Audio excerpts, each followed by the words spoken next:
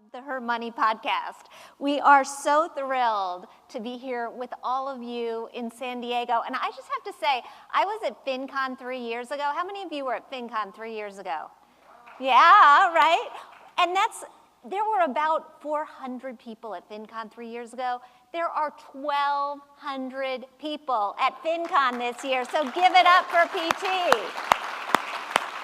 Amazing, amazing. I just want to tell you all a few things about HerMoney as we kick it off. We are, as our name indicates, a podcast for women, by women, but we are hearing from our listeners that we've got a lot of men who are coming along for the ride, and just for the record, we are very, very glad to have you.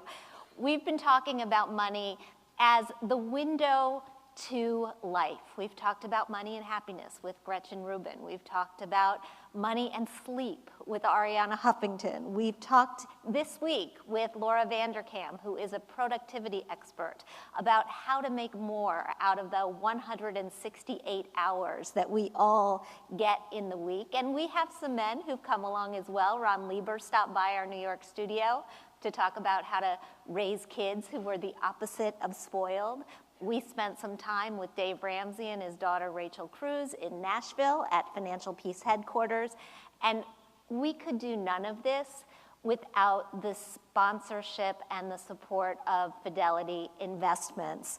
Fidelity is a company led by very enterprising and talented women, including Alexandra Tossig, who leads the women's division. She's here today. Alexandra, just thank you so much for your support. So when PT and I put our heads together to kick off this live podcast, we decided that we were going to shine a light on some of the newest and most exciting women talking about money today. And so although typically in an episode of HerMoney you'll get one guest, today you're going to get two. And then we're going to do something a little new and a little different, and I'm going to tell you about it now just so you can be prepared. We're going to take some financial confessions from the audience. My father was a college professor, and he used to say, if I don't get any volunteers, I am not above calling on people. So just be ready for that. The first guest I want to invite to the stage is Sarah Lee Kane. Sarah is the woman behind the blog High Fiving Dollars. Please join me, Sarah. What is most intriguing? Yes, let's hear it for Sarah. How are you? I'm excellent. How are you? I'm great. Welcome to FinCon. Welcome to San Diego. I was taken with your site and with your story because I understand that your entry into personal finance had to do with taking care of a not so financially savvy ex-boyfriend. Yes. Now we're not into confession land yet, but go ahead and tell us a little bit about that. All right, so when I first graduated college, I had an opportunity to move to Australia for a job. And I was dating somebody at the time. And so I decided to tell him, obviously, and he said, okay, well, I'm going to come to Australia with you. So obviously I felt a lot of pressure. And so I moved there before he did, and he asked me, is it okay if you foot the bill for the rent while I come over and get a job and get on my feet? So obviously I agreed. And one thing led to another. I ended up paying for everything, the rent, the groceries, gas, everything. And I just started using my credit card because I was literally living paycheck to paycheck. You ended up with a mountain of debt. Yes, so long story short, I went back to Canada after my contract was over. He basically broke up with me over the phone. And it's better than a Post-it, right? Is it better than a Post-it? I think so. And so I then decided to check my credit card statement, and I saw $9,000 worth of credit card debt. And it all went to groceries and trips. I paid for trips all across Australia and New Zealand for months. And yeah, that was terrible. I know you've put on your psychological hat to deal with a lot of the stories that have come into the blog, but you started by diagnosing yourself financially. So when you looked at that $9,000 mountain of debt and the boyfriend who we could call a lot of different names, what did you learn from that? So when I first saw the credit card statement, I was really angry with myself. I just started calling myself really bad names, and I was really upset. And I just put the credit card statement away for a couple of weeks. And of course, I was still accumulating interest. I know, terrible. And then it was really interesting. I had to move back in with my parents because I had no job at that point, and I was in debt. I still had student loan debt on top of the $9,000. And really oddly enough, I just saw this book, The Art of Happiness by Dalai Lama. And I thought, I'm just going to pull it off the shelf and read it. And I read the whole thing in less than a day, and it was just an eye-opening experience for me. I actually cried reading the book, and I don't do that normally. And it was really interesting. I actually reread it last week, thinking about it, and there was a point where the doctor who had asked Dalai Lama about romantic relationships, and he said, those are terrible because you're just chasing a fantasy. And so I had to stop and reread that paragraph a few times because I realized that's what I was doing. By buying things for this man, you were chasing him? Yeah, so I think deep down I knew that he was not the person for me, but I was so caught up in the idea that this person was the one, you know, we're living together, and I just wanted to do what I could do to keep that relationship going. And in retrospect, it was a fantasy. And so I was willing to do whatever it took, and that meant spending money on him. As you fast forward a little bit to starting the blog and to writing about your own story, but also to hearing other people's stories, are you seeing this repeat itself over and over and over again? So a lot of the common threads that I see with people's money stories is that once they acknowledged it and they basically said to themselves, okay, this is my situation, I'm going to get out of it, they acknowledged it, then they were able to really thrive. So for an example, a man that I had met through a friend, he started gambling when he was 17 years old, and he ended up being addicted for quite a number of years.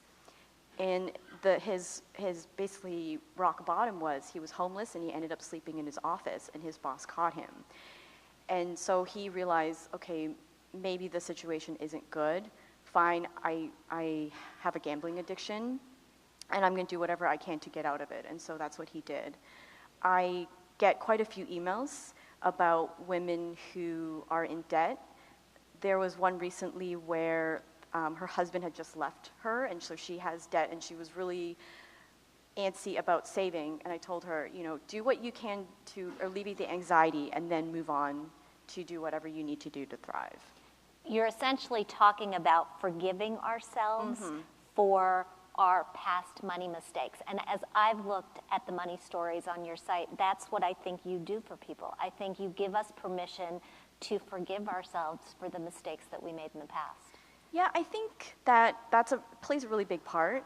I think for me, I didn't pay down the debt until I started basically recognizing, okay, this was a decision that I made that I thought would make me happy at that time, good or bad. You know, I ended up in debt, yes, but that shouldn't define me. Our money choices shouldn't define us. Even if you spent one too many hours on Amazon, you know that you did that thinking that it was gonna make you happy. And so once you acknowledge that and you say, okay, the good thing is I'm in this situation, I recognize it, I wanna get out of it, just focus on that. And I think if people can focus on that, then they're gonna really thrive. Last question, and then we will move this show along a little bit. You say you should love your money. What do you mean? Okay, that's a good question. I really feel that money, financial wellness, and mental wellness, and physical health are all intertwined. And so the biggest lesson I learned from being in debt and being with that boyfriend and getting out of that debt was that I needed to create better boundaries for myself. And I needed to say no to myself a lot more. And so that's what I did. I started saying no to a lot of negativity, negative people, negative situations. And once I really was adamant about that, my debt just went away. It went away in less than a year. I went from that to saving half my income, and I kept putting more boundaries. Then I met my husband, and we have a wonderful 18-month-old, and I couldn't be happier. So I think loving your money, for me, equates to loving yourself. If you don't appreciate who you are and the strengths that you have and the flaws that you have, then that's going to be reflected in your bank account. You know, I'm extremely blessed. I'm grateful every day to be here. I'm very grateful to be at FinCon on stage. So, you know, and my bank account reflects it. I have a lot of money in the bank account, I'm not going to lie. So, you know, people I talk to who are really stressed out, that's reflected. They're in debt, and, you know, that's what it, yeah. All right, are we all ready to love our money? Yes. There we go. Sarah Lee Kane, thank you so much for sharing with us. The blog, as you saw, it's high-fiving dollars. What else, where can we find you? You can definitely find me at highfivingdollars.com, and if you want to share your money story, just hop onto the site and you can email me. Awesome. All right. We're going to turn a corner here. Thank you for that, and I want to invite Chelsea Fagan to the stage. But as we switch here, let me just take a second to remind everybody that HerMoney is brought to you by Fidelity Investments, and Fidelity is focused on helping women like all of us here take charge of our financial lives. We all deserve to live the lives that we work so very hard for. So visit fidelity.com/it's time. You'll find more conversations like the one I just had with Sarah and the one I'm about to have with Chelsea Fagan. You'll find information about how to manage your money during life's biggest events and most challenging times. And again, that address is fidelity.com/it's time. So for those of you who have not heard of the sensation that is Chelsea Fagan, Chelsea is one of the co-founders of the Financial Diet, which has which has just grown by leaps and bounds. You started the blog back in 2014. Yes, I did. And you said nobody could have been worse with money than you were at the time. So I think a lot of us would probably argue with that because we all feel like nobody could have been worse with money. I'm seeing all these nods. Nobody could have been worse with money than we were when we started. But what do you mean?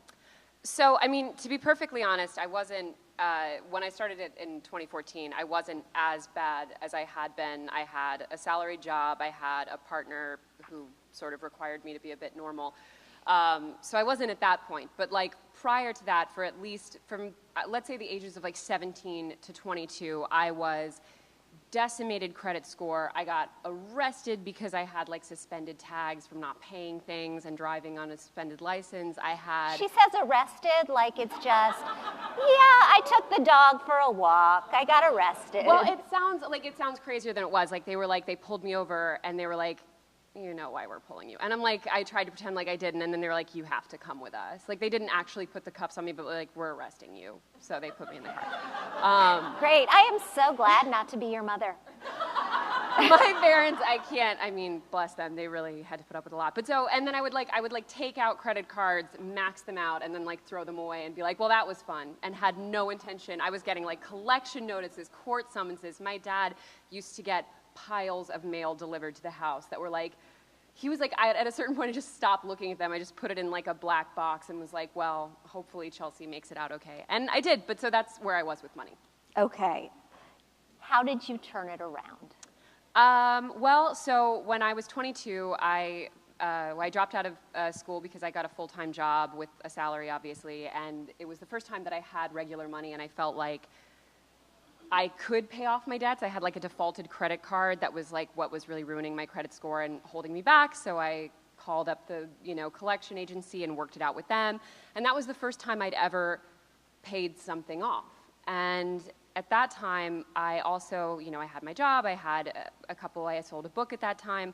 So it was like I had money for the first time, and I saved money for the first time, which felt so exciting. And then by 2014, I was living a life that felt quite adult in every other way. I had a job I loved. I had a partner I loved. I had an apartment I loved, but I still didn't have a budget. And I was like, well, the last thing is clearly I have to become good with money. So I started a Tumblr called The Financial Diet, and mostly because I already had a platform, it sort of took off, and Lauren emailed me, as you all see, and it's the best email you could ever dream of. It's an amazing email. Lauren is here as well. Just wave, Lauren, our designer, my partner, everything. It's fabulous. So the Financial Diet is a place where people come and talk about money, and you really are out there advocating that we really should be talking more about money. Why do you feel it's so important? Well, to be clear, we really direct our editorial to people who, like me, are sort of allergic to talking about money, would never seek it out, would never talk about it. Our approach to money is not a really sort of like hardcore technical logistical approach. It's very much speaking about money in a narrative way, in an editorial way. So our view is that if we can get, and our audience is that example, if we can get a large number of people who would never like Google what is a stock to talk about money, then that's like a huge victory, because unfortunately a lot of the information out there, you sort of have to already want to look it up. There's no like smooth entree into the world of talking about it. So we talk about subjects that are, you know, sort of more fun and accessible. But you told me that you've lost friends by doing this. Yeah. So take us through that a little bit. I mean, I didn't lose like my best friends, but I lost like especially acquaintances. To be perfectly honest, I lost the acquaintances, the like friendly professional acquaintances I had who had a lot of money that they didn't want to talk about. Like in New York, I live in New York. If you live in New York, you know a lot of people whose parents pay their rent and they're like 30, or they pay part of it, or like they have a source of money that they are clearly playing down. Right. Or they have a partner with a lot of money, whatever it is, they don't like to talk about it. And if you talk about it, and if you press the issue in any way, and not in like an accusatory way, but if you talk to them about it in like a really active, proactive way, they get really uncomfortable and they assume that you're doing it because you're jealous, because you hate them, because you want to kind of put their, you know, business on Front Street, as we used to say, and they don't like it so much. So it's not like we had a huge breakup, we don't hang out anymore. So what is just the right amount? Where's the Goldilocks scenario in financial conversation where you can have it and benefit from it, but not necessarily piss people off? Or should you piss people off? I mean, is that kind of the point? I think you should piss people off. I think like what I always talk about on like TFD personally, and what so many of our contributors say, is that like people who don't have money don't have a choice but to talk about it. Like even if you're just being like, I can't go to this thing because I can't afford to pay for dinner, like money has to be a part of your conversation. Yeah. And generally the wealthier you grow up, the more you grow up with this tone of like, it's not polite, it's gauche to talk about money, it's gauche to say what you spent on something. And it's like, to not talk about money is a privilege inherently, so I feel like you should make people uncomfortable in the sense that you should push them to be honest in a way that they're taught they don't have to be, you know? Because the people who don't have that luxury are going to talk about it regardless, because they have to. Well, I can't afford it are 4 words that I think should be in everybody's vocabulary. Yeah, because there are things, I can't afford like when it. People pretend to be sick to not go to something. It's like, would people think you have like the flu all the time? It's, you know, just say I can't afford to go to the bar. Or whatever. Or exactly. Whatever. Or all right. So you were, by 2015, able to quit your day job, work on the site full time. I know there are a lot of people in this audience and a lot of our listeners who are like, yeah, I want to quit my day job and I want to do this thing that I'm building that I love. You think a lot of the advice about quitting your day job is wrong. So what's the right time to do it? I don't think it's wrong. I think it's really disingenuous, because I think that, perfect transparency. So when we quit our jobs, I had a substantial enough platform that I was able to freelance to supplement my income. And Lauren had been living at home with her family, so she had saved up quite a lot of money. And we could have like stopped the narrative bit there and been like, we were really smart about it, you just have to be. No, like really the 2 things that allowed us to quit our jobs was, 1, we got a grant from the Green Brothers to kind of take it into being a full business. Not a huge one, but enough to help us. And 2, our partners have stable full-time jobs that allow them to pay the bills if we went a month without earning money. And like, so many people refuse to be honest with that. And the truth is, when you start a business, that money is going to have to come from somewhere. And whether that's just being able to pay your rent while you're not earning income, like you could even just go live at your parents' house, or you could go, you know, bunk with a friend for a while, whatever it is, but that money comes from somewhere. Sure. And granted, we aren't on like the sort of high end of the scale where you have like a huge influx of investment at the beginning of your business and you don't have to take a pay cut or whatever, but like we had a ton of privilege socioeconomically to be able to start it, and that is almost universally the truth. And I know personally not a few people in media who will push a bootstrap narrative for their company because they didn't have an actual literal investment. But like their family members were really rich, or they got like, you know, 10 grand friends and family, 100 grand friends and family, and it's like, or they just didn't have to pay that's rent. right, like, for the honesty, right? like, exactly. And it's so frustrating to like talk to those people and hear them believe it, because the narrative of entrepreneurship and small businesses is so disingenuous. Yeah. No, I think you're absolutely right. So this whole conversation has to me, thank you. Yeah. Financial honesty. This whole conversation has to me sounded like a bit of a confession. Yeah. Including the fact that you were arrested. Just to bring that up again. But we want to open it up, and we want to hear your financial confessions. Kelly, who usually does the Q&A on our show, is in the audience. Say hi to Kelly. Can't miss her. That's not mean. That's nice. Kelly's 6 feet tall, so in flats. So it's, you know, she can get things off a high shelf. She's out in the audience, and we're going to take some of your financial confessions, but I'll start because I knew we were going to do this, so I prepared. And I don't know that I've ever admitted this in public. My husband, I don't know if he's going to like that I'm admitting this on the podcast. He and Alexandra are like our biggest fans, which I kind of love. But my husband's credit score is about 45 points higher than my credit score, which I know, oh, no. It's not an oh no, my credit, you know, my credit score is fine. I think the financial institutions in the room will approve me for whatever card I decide to apply for next week. But it really bothers me. Like I do everything right for my credit score, and you know, and he pays his bills. He pays his bills on time. He doesn't think about it. It doesn't bother. So it bothers me, and that's my confession. Do you have another one? Yes, and would also be remiss if I didn't specify that the Financial Confessions is our longest running series on TFD. It's our oldest one, so please encourage you to go read more Financial Confessions Absolutely. on TFD. Yes. No, but so mine is as messy as everything else in my financial history. I have so many unpaid parking, well, I had so many unpaid parking tickets and moving violations to DC and the state of Maryland that for like the last 3 years I've been getting my tax refunds garnished. Like I get like a statement that says like, sorry, you had a refund check, but you're not going to see it because you owe the government so much money. So I didn't get the refund garnished last year, so I think it's all paid off, but my license is expired for 2 years, and I use my passport for everything because I have a fear that if I go to the DMV, they're going to like arrest me again or something. They're going to be like, surprise girl, like. So that's that.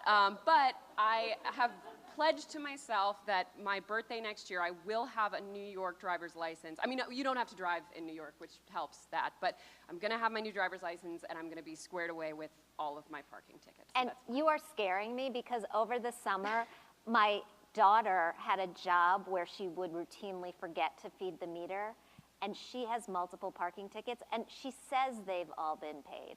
They haven't. Good to know. Good to know. Kelly, what do you have? A confession back here. Please introduce yourself and tell us why you're at FinCon first. Hi, everyone. Can you hear me? Yeah. Can you speak up a little bit? That would be great. Hi, testing. There we go. Hi, everyone. I'm Crystal, and I'm actually at my 6th FinCon. Woo! So, thanks. But I'm at sophisticatedspender.com, and I love telling people this. I'm into real estate also, and I'm a landlord. I have a few units, but my real estate start was with being evicted. So I'm a landlord now, but I've been on the other side, and I started off as the worst tenant on earth, and I actually have an eviction. So you can start at the bottom and then end up at the top. Thank you, Crystal. Who's next? And I know there's a few we've already asked to confess, and if you want to make your way up to that mic, that would be great. Do I have any hands? That's good. Kelly, Any I know takers? you've got one that you've been I do. I was sitting hoping to on. avoid it. So I'm a pretty self-aware person, and that comes with my finances too. I work for Chatzky, so I should be. except for one expense, and that's Starbucks. That's Starbucks. And I checked this morning for the first time how much I've spent to date for this year, and it's just under $1,000. I know. I'm not proud of it, and there's one right next to my seat, too. I have a problem, and I'm grateful for this opportunity to come clean about it. And you're getting a Keurig for Christmas. I know. No, from me. Thank you. You're not the only one with the Starbucks problem, so yes. Erin Chase from $5 Dinners, and my financial confession goes way back, and it is that right out of college, I moved overseas to do mission work, and I was paid in Dominican pesos, so I used Dominican pesos, so for 6 years, I didn't have any retirement happening. And so now, those are obviously the most important years to get your retirement, funds going. So now I'm working my tail off to sort of refill those. So that's my financial confession. Thank you, Erin. Coming to you. Hi, my name's David Otten, and I'm the host of Queer Money. And my confession is, although I've been a quote-unquote financial expert for the last few years, after paying off $51,000 in credit card debt, I still struggle with budget creep. I do my budget every month. I check it on a regular basis, but I still watch those numbers go up from time to time. And I have to remember that it's just keeping track and reminding myself that my budget is there to tell me yes rather than no, and not getting depressed when it tells me I'm not saying the right yeses. Thank you. Gosh, I think I can relate to that so much. I think that feels very real. Thank you, David. Do we have any others? Yes. My name is John, and I'm with the Consumer Financial Protection Bureau. I manage a digital media team. So my confession is that when I finished college, I had a lot of student loan debt and also credit card debt, and I ended up living very frugally for like a year and a half. I didn't have like a coffee table. I didn't have, my TV was sitting on a cardboard box, and because of that, a lot of people I dated, when they came to visit, they stopped dating me. This is like for about a year and a half. But because of that, I saved a ton of money over time, and I bought 2 condos since, so it's things worked out fine. So. Silver lining. Way to Yes, go. yes. I think we've got time for just one more, so go ahead. Wow. So this is challenging. I'm excited and very apprehensive because Chelsea, you're so willing to be so outspoken, and Thank you. So out of necessity. Yeah. You can actually look up my record, so I don't really have a lot of options in that regard. My money confession has to do with the privilege you spoke about. So when I was my name's Emily. I'm from Wealth Legacy Group. So I work with the 1%. I work with inheritors that deal with a lot of shame and guilt around the benefits that they get, and they have to deal with a lot of hostile envy and kind of microaggressions in the popular culture, and sometimes they're macroaggressions, and it's actually really harming us because it causes that stealth wealth. And when I was in social work school, I experienced it because I needed a car to drive from Dallas to Arlington, and my stepmother said, "Oh, my lease is coming up from my Lexus. Why don't I purchase it and give it to you?" And I was, no, I can't park a Lexus in the parking lot of the social work school. And it was very evocative for me. And when I went into social work school, I didn't have any notion of working with the population that I'm working with. And it's been an extraordinary experience to really honor their journey as well, and to really look at, wow, we all have, whatever level we have our own issues with it. And it's a way to be able to have more compassion in that interaction. So thank you for letting me share it. Thank you. Thank you. Thank you, Emily. And I want to just say to all the people who are willing to confess, thank you. And if you didn't get a chance to share, Chelsea, where can they send them? It's confessions@thefinancialdiet.com. Oh my God. Yeah, it's confessions@thefinancialdiet.com. Or just email Chelsea just email me personally with them and we'll talk about it. Yeah, or just, give her a call. Yeah, Give call her a me. call. I want to thank you all for being here for this live taping of the HerMoney podcast. Again, I want to thank our guests, Sarah Lee Kane, Chelsea Fagan. I hope you guys will all visit their amazing, amazing sites.